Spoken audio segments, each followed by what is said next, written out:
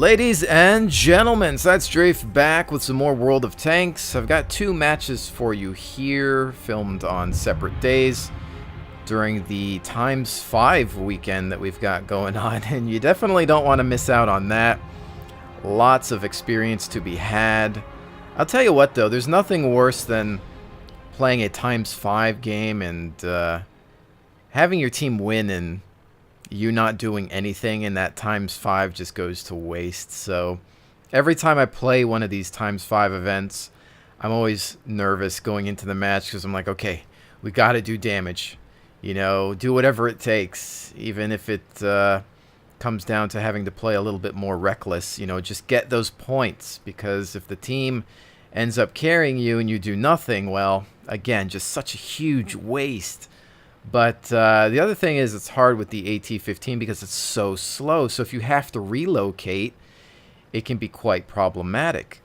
So in this match, within this tank destroyer, I decide to head for the objective, as it's the quickest route for the speed of this TD. It's just way too slow, and there's no way I'm going to make it up that hill and then end up being of any use.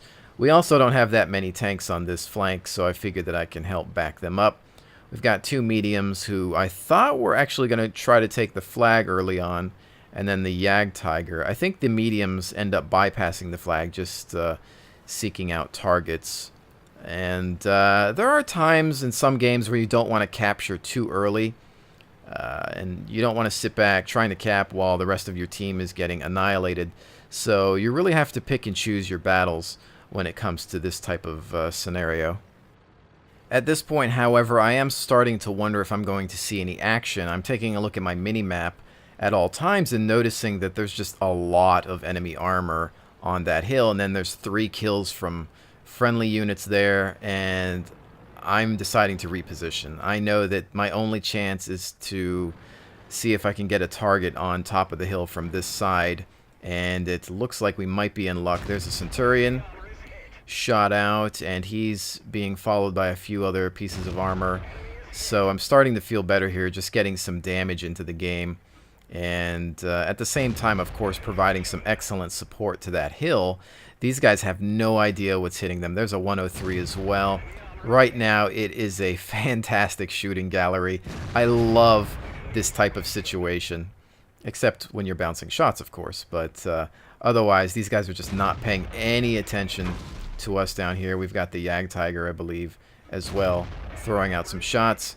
103 is deciding to stick around. He could be reversing or moving around, or at least giving us the front of his tank, but he's not doing so, and that ends with his demise. There's a Centurion, kind of hard to hit here, bouncing off that turret. I'm deciding to switch over to some premium because the match is nearing an end, or at least I was thinking it was, and I just want to make sure that I can provide as much support as I can. Unfortunately, now I seem to be out of targets. The rest of the enemy force just pushing forward over the hill, and I believe we were unopposed on the flag side, unless the mediums had ended up running into anything. But we could have perhaps gone for a capture, but then you have to ask yourself, would it have alerted the enemy? Would they have then sent some reinforcements to the flag? Would that have helped the hill? There's so many variables that you have to consider when playing World of Tanks, or any video game for that matter. Some of you might think maybe we should have gone for the cap. In this type of tank destroyer, I don't think I was the one that should have gone for that, but I obviously got in some nice damage there. We put some hurt on 3 tanks, and I feel that that is how I was most effective. I wouldn't really want to be in the cap because there's not a whole lot of cover here. And, well, now we're in the process of intercepting some enemy armor. We've got some autoloaders to deal with, of course. I'm aware of that, but I'm thinking that I can maybe just angle my armor a little bit and deflect some of those shots. Dealing with a Jagdtiger, who definitely put some hurt on me. He decides to turn around there. It's a bounce because it's a steep angle, and I'm just thinking about weak spots. Machine gun port it is. Also some premium ammunition here because I am now, of course, getting desperate. And we know that there's an autoloader that decided to bypass me, and we just need to figure out where he's going. Again, I'm just so slow that it's really hard for me to engage these targets. We are now starting to cap. Our artillery piece decides to move into the flag, which is not a bad idea because it does provide some form of distraction. Now, as you can see here, I had attempted to assist our Indian Panzer, but as I've been saying most of this match, I'm just way too slow, so I'm hoping to predict some movement. Front, shot out, tail end destruction of that T-54. I know that now I have to just deal with that T-34, but again, I have to think strategically and take a look at the minimap and consider his angle of attacks. Is he going to come from my left? Is he going to pop up in front of me? I've lost quite a few hit points, of course, and I don't want to lose any more. If he manages to hit me, it's possibly 400 damage. So we need to think about where he's going to travel. We are capping, so maybe his attention will be on the flag, and of course it is. There he is on the minimap. So I begin to turn around. He is full health. We do have the artillery piece and Jagdtiger there to defend, but can I get there in time? They've also got an IS-6, but as you can see, he's only got 1 hit point remaining, which means you know that somebody on my team is not happy with the fact that they shot at him, and he still maintained that 1 hit point. It's as if a crew member came out of the cupola and grabbed that 1 hit point as it was flying away, but at this point, I'm just trying to move my slow ass up to this T-34 so I can help the Jagdtiger. Really hoping that the IS-6 doesn't get smart and pull up behind the Jagdtiger, but at this point, I just had the pedal to the metal, and I'm thinking, get behind this T-34 and put some shots into his 6. I've got some premium rounds loaded up. I don't need them, but I wasn't even thinking about switching ammo. I just wanted to get myself into this fight. IS-6 appears, but from the wrong side, thankfully. T-34, not even realizing that I'm here, totally tunnel visioning. But at this point, he's thinking about turning around, but it doesn't matter because the Jagdtiger can take him out. Shot into the front of the IS-6 for the victory. Rough game, but we managed to do it, and was very exciting to win that, especially on a 5x bonus. That's 8,315 experience, ladies and gentlemen. I wish I could have games like that all the time. That was a bag of fantastic, if you ask me, but we did have to spend some money on premium ammo. I don't know that I necessarily needed it, but again, I just didn't want to take any chances, and I carry about 10 rounds with me just in case. I didn't profit on that match. In fact, I'm in the negatives, but that's why you own a couple of premium tanks, of course, to make up for credit losses like that. And I think I'll take the 8,315 experience any day of the week over the credits that I lost. Next match, once again featuring the AT-15 on the second day of the ×5 weekend. And I decide to head towards the west as the rest of the team seems to be moving towards the east. I figure that I can perhaps use this area along the back here to just line up my gun and angle my armor and fire into the bottleneck. Now, it's really important that you pick your objective from the beginning and stick to it when you're in a vehicle this slow. You just can't relocate in time. And unless somebody's telling you that they can buy you that time, that they can hold the enemy off for you to be able to relocate, then it's just generally not worth it. So even if you find yourself in a location where there's no enemies, just keep trying to push around and forward, or maybe hit a flank that's not protected, because trying to turn around usually ends up wasting a lot of time. Your team gets eliminated, and before you know it, their faster tanks are behind you anyway. So again, just try to commit to a route. Try to memorize the maps and think about good locations for tank destroyers that are especially slow, like the AT-15. Now at this point, I'm just trying to make it to the battle in time. We've got some tanks up front, multiple contacts, and I'm hoping that they don't die by the time I get there. We've got the ST up in front of us, who, in my opinion, is a really intimidating tank. That turret is really hard to get through, and even trying to penetrate his hull at times with the wrong calibers is not easy, but I'm almost here. Hold on. Wait for old man AT5. And you can see this Tiger P turning around, kind of rushing forward. I'm not sure that they're aware of my presence. And once I show up, I'm wanting to go for that track to stop him. But he's smart, repairs, gets out of there. Walrus Tamer up front. I put one into him. He bails out. And again, I just don't think that they knew that I was back here as well. They were just ready to deal with one tank.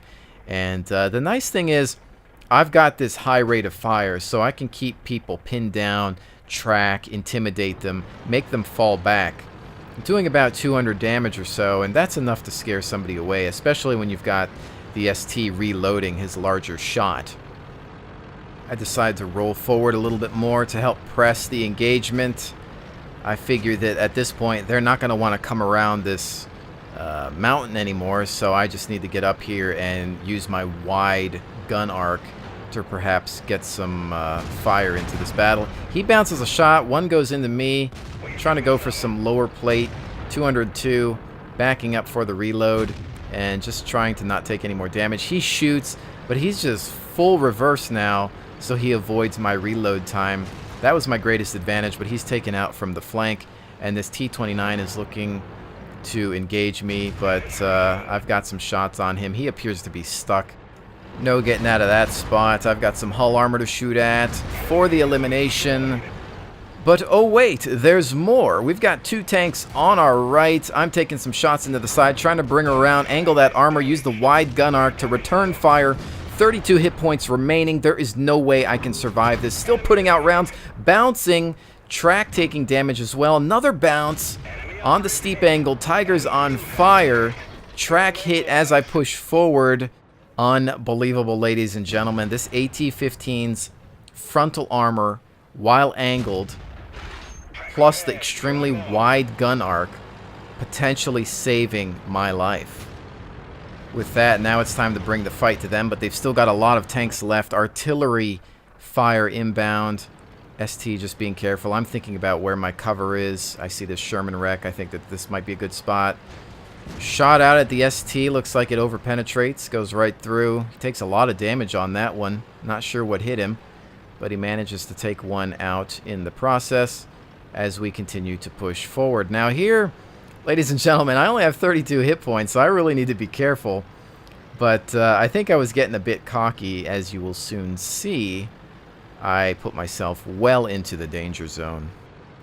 As you can see here, I've still got some premium ammunition available to me. And I wasn't really thinking about it at the time because I think I was still in shock over surviving that last battle. And it goes to show you that even if you don't have any cover available to you, rely on your armor, angle your tank. Don't just sit there. Think about the angling at all times, because that is what saved me. And also think about moving, because that push forward meant that that Tiger's last shot went into my track instead of where he might have been aiming.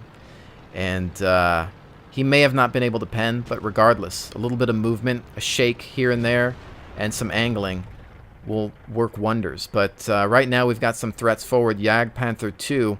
Don't really want to have to deal with this guy if he's got an upgraded gun, especially. Round out for some heavy damage, still using standard ammunition. I'm thinking I can put another one out, but I take a shot. My armor absorbs it by some miracle. Another round out. He's still alive. One shot to eliminate. Both of us premium ammo up, shot out, and he's gone. Holy frack, ladies and gentlemen. Once again, surviving. Perhaps it was a mixture of steep angling and the fact that he was uphill having to shoot at me from a position that wasn't to his advantage. I don't know. Maybe it went into the mantlet. No idea where that last shot went. Really wasn't paying too much attention there. Heart-pounding situation, ladies and gentlemen. Unbelievable. This AT-15 may earn a permanent spot in my garage after seeing some of these battles today. You know, it's not perfect. It's really slow, but there are times where that wide gun arc and angle, all that thick armor up front, can really save you and intimidate the enemy. And considering the fact that I'm not even fully upgraded yet, I don't even have the Type B barrel. I don't even think I have the last engine. I still got a ways to go on upgrades for this thing, but wow, having a lot of fun with it, and actually looking forward to the Tortoise because the playstyle is very similar but with a much more lethal gun.